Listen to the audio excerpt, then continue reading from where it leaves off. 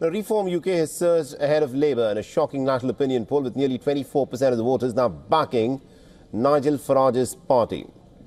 Labour trails closely behind with 23% of the backing, while the Tories now interestingly lead with about 26%. This marks the very first time that the Reform UK party has overtaken Labour in a Westminster voting intention poll. The poll that was conducted to find out surveyed nearly about 2,607 adults, and it shows a 2-point increase from Reform UK last week.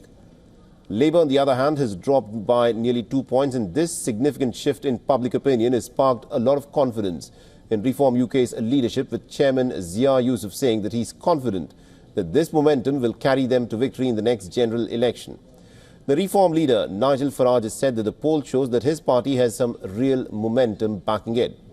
The Reform UK's surge in popularity can be attributed to its growing membership and increasing visibility. The party recently passed 100,000 members and unveiled Dame Andrea Jenkins, a former Tory minister, as a candidate for a mayoral election in the month of May. The party's leadership is now focused on May's county council elections, where they aim to win about 100 councillors to pose a credible challenge to Labour. With momentum on their side, Reform UK has said that it is pretty confident of making some significant impact on the United Kingdom's political landscape. The Labour's decline in popularity has also sparked some serious concerns amongst the party leaders, with the latest poll adding pressure to Keir Starmer's leadership. The Starmer sought to move on from a series of scandals in his first 5 months with a major speech on Thursday, in which he outlined about 6 milestones for his government. Our plan for change is a break, both with the unrealistic bluster of Boris Johnson, but also with the acceptance of decline that was Rishi Sunak's 5 pledges.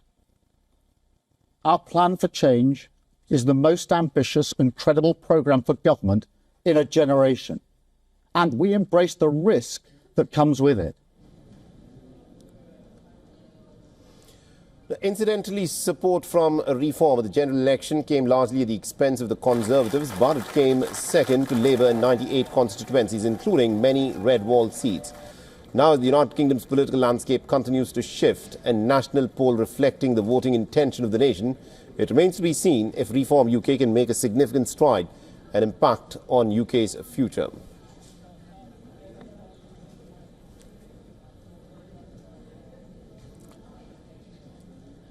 And earlier we spoke with Dr. Nigel Fletcher, who's a political analyst and also a commentator. Listening to what he had to say.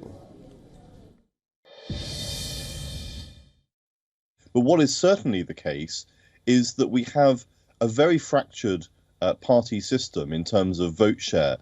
We could see that at the last general election, in fact, when Labour won the election with this overwhelming majority, which on the face of it seemed to suggest a huge amount of support for them.